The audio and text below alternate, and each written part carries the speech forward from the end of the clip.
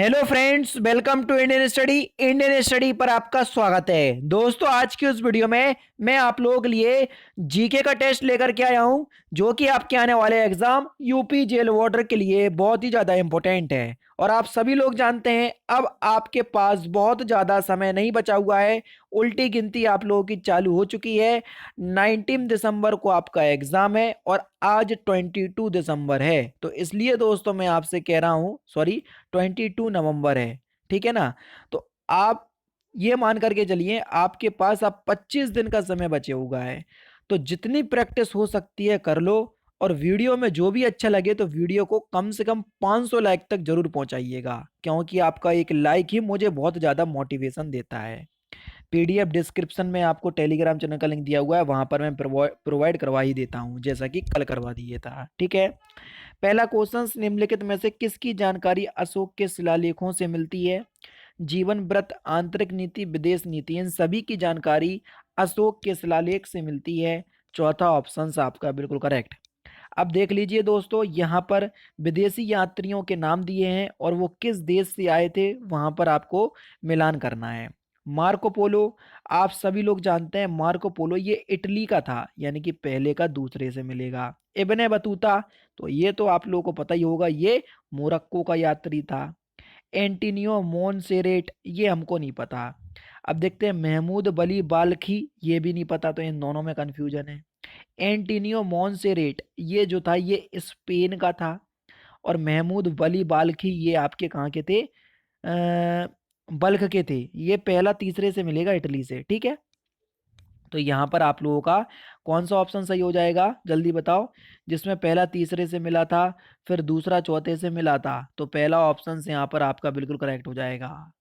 Next question आपके सामने है, स्वयं को दूसरा सिकंदर यानी कि सिकंदर ए सहानी कहने वाला सुल्तान कौन था? तो आपका जो सही आंसर हो जाएगा वह हो जाएगा अलाउद्दीन खिलजी। जी हाँ दोस्तों, अलाउद्दीन खिलजी, जो कि स्वयं को सिकंदर के नाम से कहता था कि मैं सिकंदर हूँ। ठीक है ना। दूसरा ऑप्शन यहाँ पर आपका बिल्कुल क्या हो जाएगा, करेक्ट हो जाएगा। नेक्स्ट क्वेश्चन, बाबर ने भारत पर किस वर्ष आक्रमण किया था? जब से मुगल काल स्टार्ट हुआ था, कब हुआ था? 1526 में। तो यहाँ पर तीसरा ऑप्शन आपका बिल्कुल क्या हो जाएगा, करेक्ट हो जाएगा। 1526 में पानीपत का प्रथम युद्ध हुआ था और पानीपत के युद्ध ने ही ये निर्णय कर दिया था कि आने वाले 300-400 साल जो है वो शासन कौन करेगा? मुगल। चित्रकाली किसके शासनकाल के दौरान अपने उच्चतम स्तर पर थी? तो किसके शासनकाल के दौरान थी? तो वह था आपका जहांगीर। तो यहाँ पर कौन सा ऑप्शन? तीसरा ऑप्शन आपका बिल्कुल करेक्ट होगा। नेक्स्ट क्वेश्चन, 4 से 5 सितंबर 2020 के मध्य भारत और रूस के बीच संयुक्त नौसैनिक अभ्यास इंद्र नेवी का 11वां संस्करण बंगाल की खाड़ी में आयोजित किया गया। यह सैन्य अभ्यास की शुरुआत कब से हुई थी? तो ये 2003 से चल रहा है, यानी कि हर साल ये सैन्य अभ्यास आप लोगों का आयोजित किया जाता है और ये 2003 में पहली बार आयोजित किया गया था। क्वेश्चन नंबर 7 है, आइस फॉर इम्यूनिटी अभियान से संबंधित तथ्यों पर विचार कीजिए और उपरोक्त में से कौन सा तथ्य जो है वो गलत है वो हमको बताना है। आयुष फॉर इम्यूनिटी एक 5 वर्षीय अभियान है? नहीं भैया, ये तो गलत है। ये जो कथन है वो गलत है। यह अभियान कोविड-19 महामारी के दौर में प्रतिरक्षा को बढ़ाने हेतु जीवन शैली में बदलाव पर केंद्रित है, ये बिल्कुल ठीक है। हमको गलत का चयन करना था, तो पहला जो है वो गलत है, तो पहला ही ऑप्शन यहाँ पर आपका बिल्कुल क्या हो जाएगा, करेक्ट हो जाएगा। नेक्स्ट क्वेश्चन, महात्मा गांधी को अर्धनग्न फकीर किसने कहा था? जल्दी बताओ। तो आपका जो सही आंसर हो जाएगा वह क्या हो जाएगा, विंस्टन चर्चिल। पहला ही ऑप्शन यहाँ पर आपका बिल्कुल क्या होगा, करेक्ट हो जाएगा। नेक्स्ट क्वेश्चन से आपका कि पूना समझौता 1932 में किस किस के बीच हुआ था? तो ये किसके बीच हुआ था? तो ये गांधी और अंबेडकर के बीच हुआ था। दूसरा ऑप्शन बिल्कुल करेक्ट हो जाएगा। राज्यसभा के सदस्यों का निर्वाचन कितनी अवधि के लिए किया जाता है? तो कितनी अवधि के लिए किया जाता है? 6 वर्ष के लिए। चौथा ऑप्शन करेक्ट।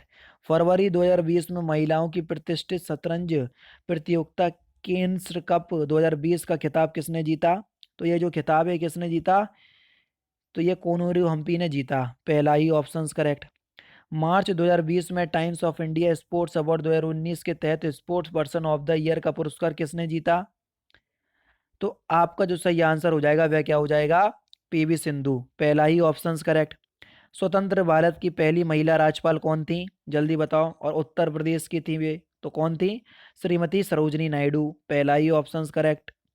क्षेत्रफल की दृष्टि से भारत का सबसे बड़ा राज्य, क्षेत्रफल की दृष्टि से बोले तो राजस्थान, और जनसंख्या की दृष्टि से बोलेंगे तो हमारा उत्तर प्रदेश। भारत की निम्न नदियों में से कौन सी नदी डेल्टा नहीं बनाती, जल्दी बताओ। तो आपका जो सही आंसर हो जाएगा ताप्ती नदी। ये ताप्ती हुई, नर्मदा हुई, ये एस्चुरी का निर्माण करती, ना कि डेल्टा का। तो यहाँ पर चौथा ऑप्शन करेक्ट। निम्नलिखित में से कौन सा भारत का सबसे बड़ा बांध है, सबसे बड़े बांध की बात कर रहे हैं, तो सबसे बड़ा बांध कौन सा है? तो आपका सही आंसर हो जाएगा टेहरी बांध। देखो ऑप्शंस के हिसाब से टेहरी बांध दूसरा ऑप्शंस यहाँ पर आपका बिल्कुल क्या हो जाएगा, करेक्ट हो जाएगा। ठीक है। नेक्स्ट क्वेश्चन, मार्च 2020 में जारी 8वीं विश्व प्रसन्नता रिपोर्ट में भारत कौन से स्थान पर है?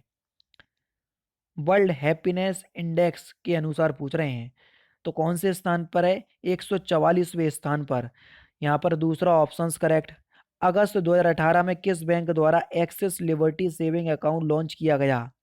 तो किस बैंक के द्वारा किया गया? एक्सिस नाम जुड़ गया तो यहीं से आप लगा सकते हैं, एक्सिस बैंक के द्वारा। सौर मंडल का सबसे चमकीला ग्रह कौन सा है?